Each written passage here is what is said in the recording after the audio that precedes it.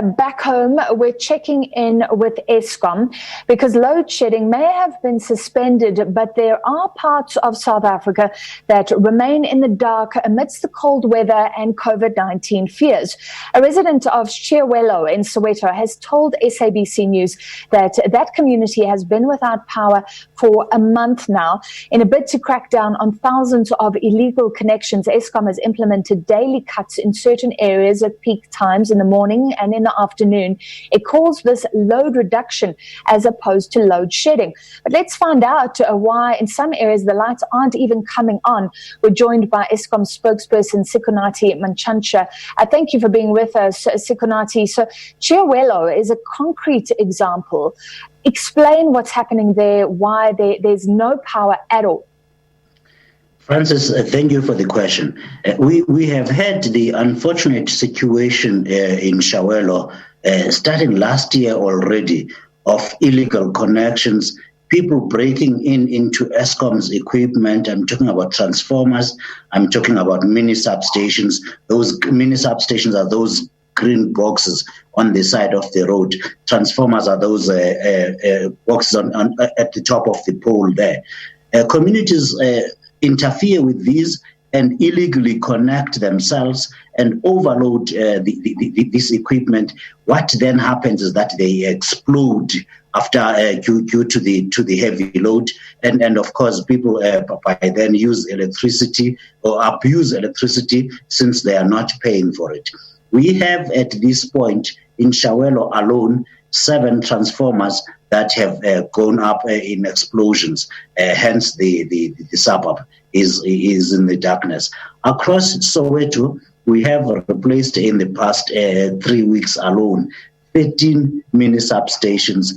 Francis, it costs north of 350,000 rands a single one, and communities destroy these by overloading them through illegal connections. So just to clarify, this means there are no plans to fix infrastructure in Chiawelo, meaning there are no plans to turn the lights on anytime in that community. So there are plans. The thing it goes very slowly in the sense that you have to get the communities first to agree to protect Eskom employees as they come and one, remove the illegal connections. 2, when they need to audit households, they go house to house to check who has bypassed their meter, who has connected themselves illegally. When communities, particularly through the leadership or in the community, these being church people or the municipal council, when they invite Eskom to come in and do this work, then we do fix this. The problem is we cannot encourage people to keep stealing electricity and breaking into Eskom's equipment. So they have to be ready and invite us in. Then once we do the illegal connections, we audit these and remove them and issue fines for those that deserve it. Then we replace the equipment. Okay, that is the process going on right now. Are there talks with the Chiawelo community? And how many communities are there like this across South Africa with it all for weeks and more than a month in this case?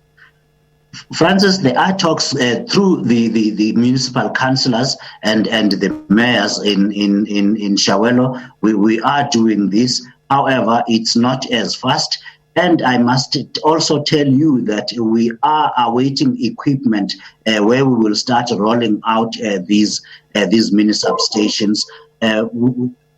You asked how many communities. Across Gauteng, this is a widespread issue where people just break the law without a worry and connect themselves into the infrastructure. We have in Gauteng really all the residential areas where people don't have a worry and they just break the law. So there are many communities like this, and Eskom, of course, is not going to fix the infrastructure until the people agree to abide by the law and protect not only the infrastructure but their own properties as well. Sikonathi, in any community around the world, you might have a few rogues, but of course you've got people in the community who want to pay. We spoke to a business owner, the lockdown already killing business, and then you've got no power, spaza shops affected. That's not even talking about families with young children. What would you say to people who are wondering if right now if Eskom has a heart? Francis, that is unfortunately the ugly part, the tragic part of this whole thing. It is the neighbors of such good, honest people who do this in broad daylight. In Chiawelo, we have just about 12% of the people bothering to pay for electricity. You've got the other 88% just breaking in and use it as they please. So it is unfortunately an issue of the whole culture of South Africa, where we have to rebuild the working relations and the trust.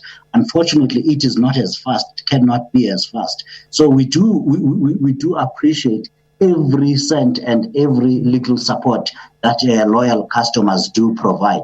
We need, however, every member of the community in order to ensure that they will have electricity to protect their own infrastructure, and in this way we will not be having this discussion. Finally, I just want to ask, is anyone on your case about this? I don't think it's a constitutional right to have power, but is government involved, the Human Rights Commission? Is anyone speaking to Eskom about these vulnerable people being caught up in the net?